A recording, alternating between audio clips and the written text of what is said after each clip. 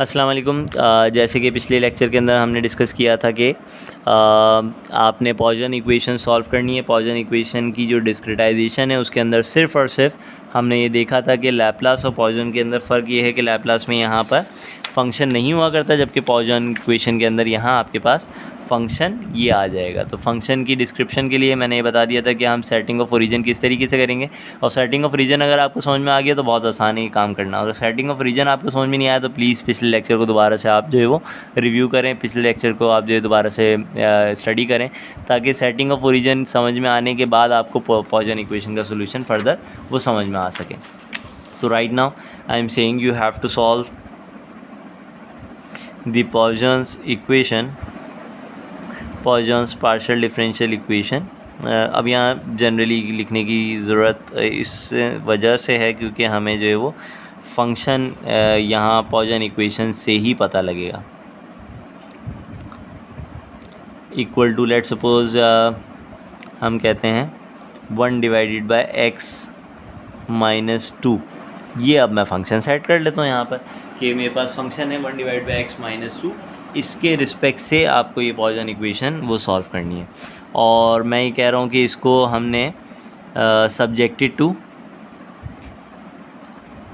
Boundary values that are defined in this representation, graphical representation as, ये boundary values मैंने define कर दी यहाँ पर 1 3 4 2 0 0 0 0। तो देखें ये वाली बात थी कि बाउंड्री वैल्यूज़ तो आपको हमेशा डिफ़ाइन होती है, तो बाउंड्री के ऊपर अगर मैच पॉइंट पे फंक्शन की वैल्यू अगर डिफ़ाइन ना भी हो तो हमें कोई मसला नहीं हुआ करता।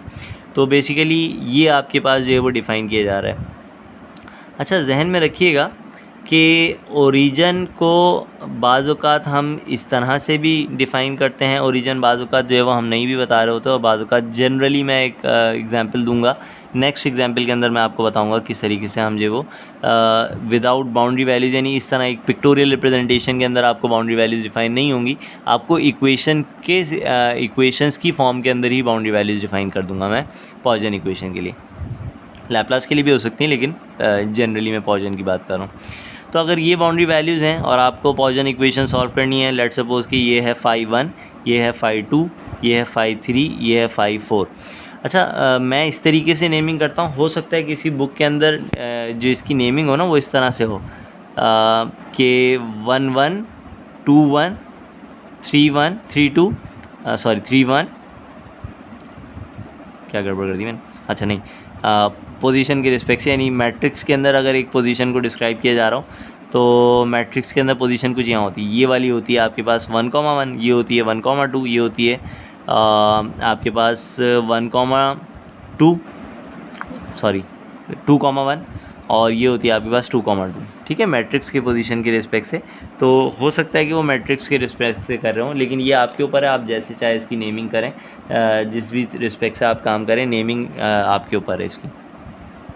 अब आप सोचें मसला क्या है असल कि हमें ओरिजिन कहाँ सेट करना है। ओरिजिन कुछ ऐसा सेट होना चाहिए कि जिसमें x की वैल्यू -2 ना आती हो। तो पहले तो मैं ये सॉल्यूशन का पार्ट है, लेकिन मैं क्योंकि जगह ज़्यादा जो है वो मतलब ज़्यादा लग जाएगी इसके अंदर, तो मैं इसी डायग्राम के अंदर, यानी यहाँ तक आपका क्वेश्चन है, लेकिन इसी क्वेश्चन के अंदर मैं जो है सोल्यूशन कुछ स्टार्ट कर रहा हूँ। आप सोचें पॉसिबल वैल्यूज़ क्या क्या या पॉसिबल पोजीशंस क्या क्या हो सकती हैं ओरिजिन की। क्या हम ओरिजिन यहाँ सेट कर सकते हैं? अगर आपने ओरिजिन यहाँ सेट किया तो आप ध्यान में रखिएगा यहाँ आ जाएगा 2, x की वैल्यू यहाँ होगी 2, यहाँ पर भी x की वैल्यू होगी 2, तो ये तो नहीं सेट हो सकता। क्या आप ओरिजिन यहाँ सेट कर सकते हैं?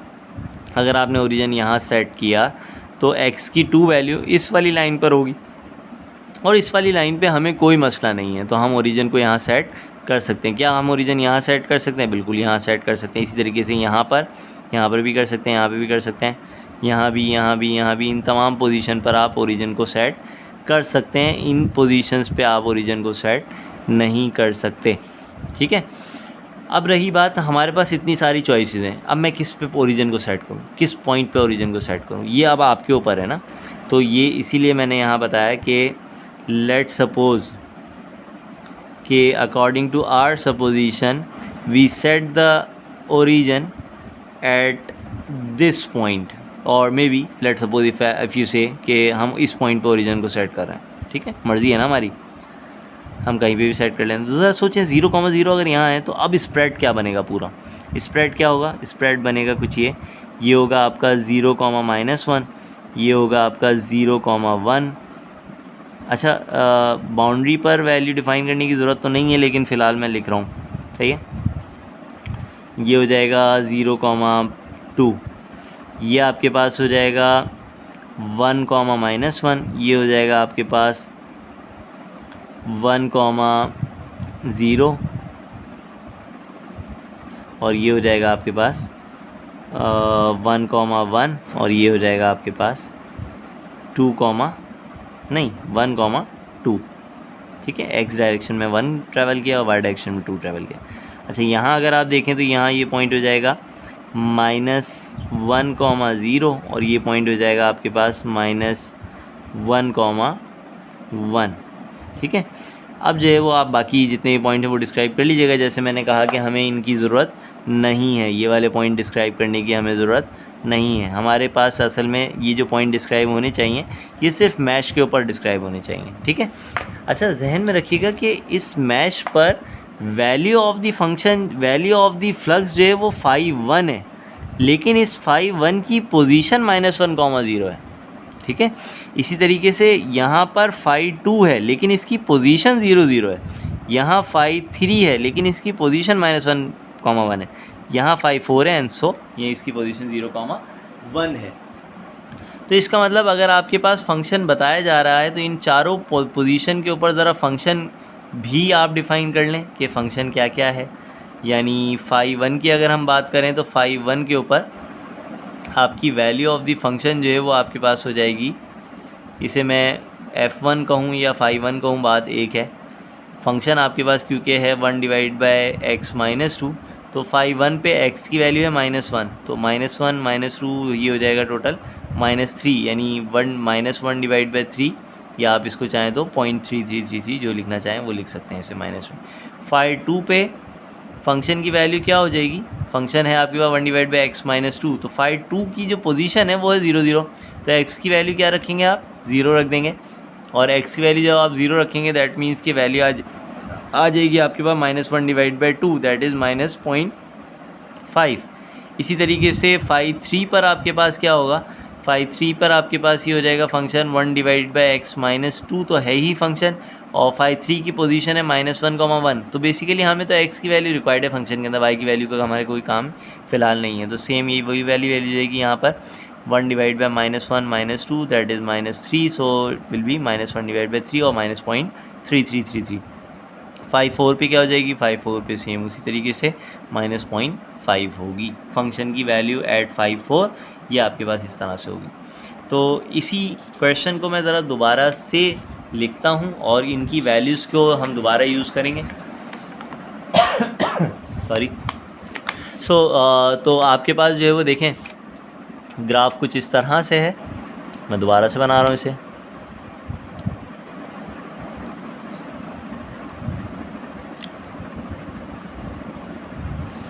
कि आपने ओरिजिन जिस पॉइंट पे सेट किया है वो ये है। अब मैं सिर्फ और सिर्फ इसको इस तरह हाईलाइट कर रहा हूँ कि ओरिजिन यहाँ है, अब दोबारा बताने की ज़रूरत नहीं है, आपने पहले जो जितनी भी रिप्रेजेंटेशन है वो पहले दे दी। ये है 5,1, ये है 5,2, ये है 5,3, ये है 5,4। इस पॉइंट पे वैल्यू थी आपके पास 1, 3, इस पॉइंट पे वैल्यू थी 4, 2 और बाकी पॉइंट पे तमाम पे 0, 0 थे। नाउ अगेन ज़रा आप ये रिकॉल करें कि पॉइसन इक्वेशन के अंदर सोल्यूशन क्या था किसी भी पॉइंट का। पॉइसन इक्वेशन का सोल्यूशन था 1/4, 4 सम ऑफ 4 नेबर्स, अब मैं थोड़ा सा अलग स्टाइल में लिख रहा हूँ, plus value of function at its position, यही था ना। ऑल्दो कि वो था 5i + 1, j 5i - 1, j plus 5i, j + 1 plus 5i, j - 1 plus f of i, j। तो उसको मैंने इस स्टाइल में लिख दिया कि 4 नेबर्स आएंगे और वैल्यू ऑफ द फंक्शन आएगी, ठीक है। तो वैल्यू ऑफ द फंक्शन जो है वो 5,1 पे क्या है, ज़रा दोबारा से रिकॉल कर लें, पिछले अभी हमने किया है। 5,1 पे आपके पास थी -0.3333, ठीक है। 5,2 पे आपके पास वैल्यू थी -0.5। इसी तरीके से 5,3 पे आपके पास वैल्यू थी -0.3 3333 और -4 पे आपके पास थी -0.5। अच्छा, इसे मैं ना 5.1 5.2 5.3 5.4 लिख तो रहा हूँ, लेकिन ध्यान में रखिएगा these are basically the values of function at 5 position. ये चीज़ ये है, यानी ये 5.1 की वैल्यू नहीं है, बेसिकली ये वैल्यू ऑफ द फंक्शन है। ठीक है, तो आप चाहें तो इसको यूँ लिख लें इसे कि ये है 5 और इसकी पोजीशन पे हमने जो लिखा था इसकी नेमिंग, क्योंकि यहाँ पर था आपके पास 5.2 को आपने 0 0 लिया था, तो आप चाहें तो इसे 0 0 कह लें। 5800 जो है वो आपके पास ये है, और क्योंकि 5.1 की पोजीशन आपके पास थी -1, 0, तो आप इसको यूँ लिख लें ताकि वो कन्फ्यूजन ना हो कि हम 5.1 की वैल्यू किस तरह इवैल्यूएट करेंगे। 5.3 पे है आपके पास -1, 1, थोड़ा सा ये जो है ना वो हैपेजर्ड सा हो गया, मैं दोबारा से लिख देता हूँ। Value of the function at -1, 0। ठीक है, -1, 0 पे जो था आपके पास वो था 5.1। ठीक है, तो इस पे वैल्यू आपके पास आई थी 0.3333। ठीक, और इसी तरीके से value of the function at 0 0 ये आपके पास थी -0.5, क्योंकि आपने 2 को जो है 5.2 को जो है आपने वो ओरिजिन सेट किया हुआ था। इसी तरीके से 5.3 पे आपके पास जो पोजीशन थी वो -1, 1 की थी, ये भी सेम -0.33333, और 5 at 0, 1 पे आपके पास था -0.5। ये चार जो हैं वो आपके पास वैल्यूज़ हैं। मैंने दोबारा से इसलिए लिख दी क्योंकि वो बहुत ज़्यादा घिच पिच हो गया था, बहुत ज़्यादा क्लोज लिख दिया था मैंने, इस वजह से दोबारा से लिख दी मैंने। नाउ 5.1 की तरह इक्वेशन लिखें, रिकॉल करें। 5.1 की इक्वेशन हो जाएगी 1/4 इसके 4 नेबर्स। 5.1 के 4 नेबर्स कौन कौन से हैं, ज़रा ऊपर डायग्राम में देखें। 5.1 के नेबर एक है 0, एक है 1, एक है 5.2, एक है 5.3। तो 0 को लिखने की ज़रूरत तो नहीं है ना, क्योंकि सम हो रहा है 1 + 5.2 + 5.3, ये तो हो गए 4 नेबर्स। ठीक है, 0 भी है, 0 लिखा नहीं है मैंने यहाँ पे, 4 ही हैं, plus value of the function at 5.1, तो ये है वैल्यू ऑफ द फंक्शन आपके पास आ जाएगी -0.3333। ठीक है, आप चाहें तो इसको फर्दर सिंप्लीफाई करके वो लिख लीजिएगा। 5.2 की इक्वेशन क्या बनेगी, 5.2 की इक्वेशन बन जाएगी 1/4, ये हो जाएगा 3 + 4 + 5.1 + 5.4, और 5.2 पे पोजीशन वैल्यू क्या है, वैल्यू ऑफ द फंक्शन है -0.5, तो ये 7.5, ये -0.5 हो जाएगा तो 6.5 रह जाएगा, और वो आप सिंप्लीफाई करके लिख लीजिएगा। 5.3 हो जाएगा 1/4। 5.3 के 4 नेबर्स कौन कौन से हैं, 0 0 5.1 5.4, तो बेसिकली 0 0 तो लिखने की ज़रूरत नहीं है, 5.1 5.4 लिख दिया हमने। और 5.3 पे पोजीशन थी आपके पास -1, 1, तो वो हो जाएगा आपके पास -0.3333, यानी ये जो वैल्यूज़ हैं ये हमने फंक्शन के अंदर सब्स्टिट्यूट करके वैल्यूएट करी हैं। ठीक है, 5.4 के लिए क्या हो जाएगा 1/4, और 5.4 के 4 नेबर्स हैं 0 2 5.2 एंड 5.3, तो 0 को तो लिखने की ज़रूरत नहीं है, 0 चलें लिख देते हैं, +2 + 5.2 + 5.3 प्लस 5.4 की पोजीशन क्या थी, 0, 1 वाली थी, तो इसके लिए -0.5 ये आपके पास आ जाएगा। ना ज़ाहिर ये 4 इक्वेशन बन गई। इन 4 इक्वेशंस को आप या तो गॉस सीडल अप्लाई करके सॉल्व करेंगे या गॉस जैकोबी अप्लाई करके सॉल्व करेंगे, इट्स अप टू यू। अब ये आपको खुद से सॉल्व करना है। यहाँ पे मैं लिख रहा हूँ खुद से कि apply Gauss Seidel method to solve and correct your answer up to 3 decimal places। ठीक है, ये हो जाना चाहिए। अब क्योंकि सिस्टम ऑफ लीनियर इक्वेशन वाली वर्किंग जो है वो अब आई है, वो अब आप लोग खुद से सॉल्व करें, मैं बार बार इसको समझा नहीं सकता। अगर किसी को ये समझना है तो सिस्टम ऑफ लीनियर इक्वेशन के लिए जो गॉस सीडल या गॉस जैकोबी वाले लेक्चर जो अपलोड हुए हैं वो रिकॉल करके देखना चाहें तो वो रिकॉल आप कर सकते हैं। मैं यूट्यूब के ऊपर जब अपलोड कर रहा हूँ ये लेक्चर, तो अगर मुझे याद रहा तो मैं दोनों के लिंक भी साथ में अपलोड कर दूँगा, लेकिन बहरहाल अपलोड करना एक ज़ाहिर एक हेडेक है, ख़ास तौर पे मैं क्योंकि प्रोफेशनली तो ये काम नहीं कर रहा, इसलिए जो है वो फ़िलहाल मैं ये कहूँगा कि याद रहा तो अपलोड कर दूँगा, अदरवाइज़ आप लोग रिकॉल कर लीजिएगा खुद से गॉस सीडल और गॉस जैकोबी वाला लेक्चर। एक और एग्जांपल देखते हैं, थोड़ा सा देखें। लेट्स सपोज़ अब मैं कह रहा हूँ कि पॉइसन इक्वेशन कुछ ये है आपके पास,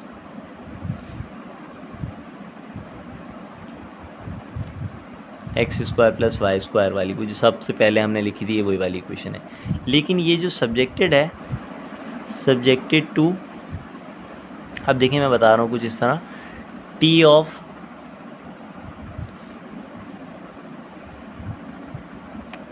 one comma zero equal to, यार चलें T of X comma zero, और जनरलाइज कर रहा हूँ मैं इसे, T of X comma zero equal to X plus two, T of let suppose अगर मैं यहाँ कह दूँ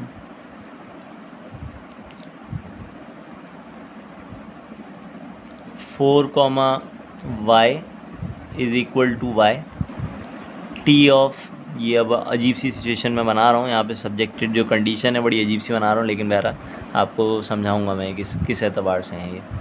लेकिन बहरहाल ये आपके पास हो जाएगा, let suppose T of zero comma Y is equals to let suppose Y square plus one, and T of X comma four equal to zero. तो ये चार कंडीशंस मैंने बता दी यहाँ पर, और आपको जो है वो ये पॉइसन इक्वेशन सॉल्व करनी है, और सॉल्व करनी है गॉस जैकोबी मेथड से कर लें या गॉस सीडल मेथड से कर लें, it's up to you. Criteria आप अपना खुद से बना लीजिएगा। System of linear equation solve करना है तो अब आप लोगों के लिए इतने प्रॉब्लम नहीं होना चाहिए। असल चीज़ है ये कंडीशंस क्या हैं, ज़रा आप गौर करें कि अगर मैं ग्राफ बनाता हूँ कुछ इस तरह से, अब ये सॉल्यूशन का पार्ट हो गया, ठीक है, आपको क्वेश्चन सिर्फ यहाँ तक दिया जाएगा, तो आप जो है वो बेसिकली ग्राफ अगर बना रहे हैं तो देखिए आपको कहा जा रहा है फ़र्ज़ करें ओरिजिन ये है 0,0, मैं सिर्फ ये बता सकता हूँ ओरिजिन ये है, तो इसका मतलब 1,0 ये होगा, 2,0 ये होगा, 3,0 ये होगा, 4,0 ये होगा, ऐसे ही है ना।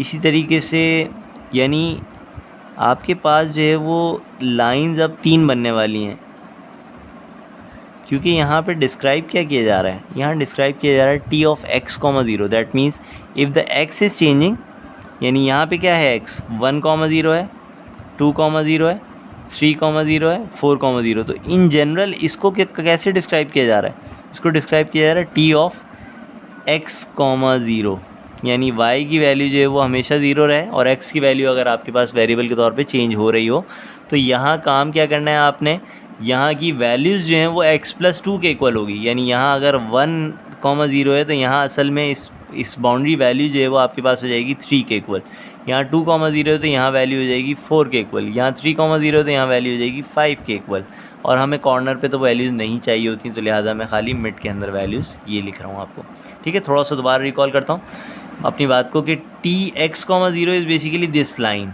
ठीक है ना, ये पूरी लाइन है जो कि टी एक्स कॉमा ज़ीरो को डिस्क्राइब कर रही है ग्राफ के अंदर। तो टी एक्स कॉमा ज़ीरो में ये है 1,0, ये 2,0, 3,0, तो मैंने बताया हुआ T x comma zero is basically x+2, ठीक है। x+2 का मतलब वैल्यू ऑफ x जो भी होगी उसके अंदर 2 ऐड कर दिया जाएगा, तो वैल्यू ऑफ x अगर 1 है तो 2 ऐड कर दिया 3 आ गया, वैल्यू ऑफ x अगर 2 है तो 2 ऐड कर दिया 4 आ गया, वैल्यू ऑफ x अगर 3 है 2 ऐड कर दिया आपके पास 5 आ गया, ठीक है। अब इसी तरीके से सारे जब ये 3 हैं, 3 लाइंस वर्टिकली आई हैं और स्क्वायर ग्रिड के ऊपर ही हम अब तक काम करते आए हैं, तो स्क्वायर ग्रिड के लिए हमें 3 लाइन हॉरिजॉन्टल भी बनानी होंगी। तो आप सोचें ये होगा 0,1, ये होगा 0,2, ये होगा 0,3 और ये होगा 0,4। तो इसका मतलब बेसिकली ये जो पूरी लाइन है, ये वाली पूरी लाइन, ये लाइन डिस्क्राइब किसको कर रही है, ये डिस्क्राइब कर रही होगी 0,y को, ठीक है ना। ये जो पूरी लाइन है ये 0,y को डिस्क्राइब कर रही है। ये लाइन जिस तरह से टी एक्स कॉमा ज़ीरो को कर रही थी कि x की वैल्यू इस पर हमेशा ज़ीरो रहेगी और y की वैल्यू चेंज होगी। y की वैल्यू यहाँ 0 है, 1 है, 2 है, 3 है, 4 है, ठीक है। तो 0,y पे आपके पास आंसर क्या है, y² + 1, यानी y को आप स्क्वायर करेंगे और 1 ऐड कर देंगे उसमें। तो यहाँ पर तो y की वैल्यू है 0,1, यहाँ है 0,2, यहाँ है 0,3, लेकिन ये तो पोजीशन है ना। तो y को अगर आप स्क्वायर करें, 1 का स्क्वायर करें और इसमें 1 ऐड कर दें तो ज़ाहिर है ये तो 2, इस पर वैल्यू आएगी 2, ये बाउंड्री वैल्यू 2 रह गई खाली, ठीक है। तो जहन में रखिएगा हमें काम सिर्फ इन बाउंड्री वैल्यूज़ का है, हमें इन पोजीशन का कोई काम नहीं है। हमें आउटर पॉइंट की पोजीशन का कोई काम नहीं हुआ करता। मैश पॉइंट की पोजीशन तो हमें चाहिए, लेकिन आउटर पॉइंट की पोजीशन से हमें कोई कंसर्न नहीं है। आउटर पॉइंट की पोजीशन से और सिर्फ आपको ये बाउंड्री वैल्यूज़ को समझाने के लिए मैं फ़िलहाल यहाँ डिफ़ाइन कर रहा हूँ।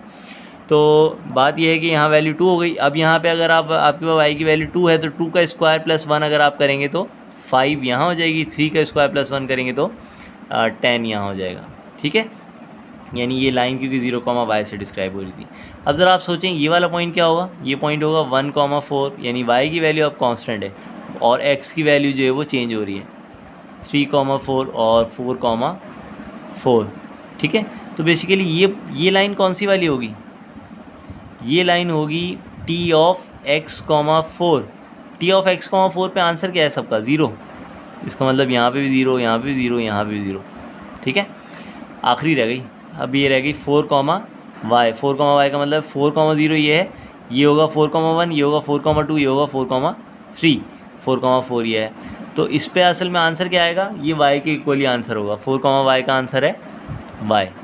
ठीक है, तो इसीलिए अगर यहाँ 4, 1 है तो आंसर 1 ही रहेगा, 4, 2 है तो आंसर 2 ही रहेगा, 4, 3 है तो आंसर 3 रहेगा। तो बेसिकली आपके पास बाउंड्री वैल्यू कुछ ये डिस्क्राइब है।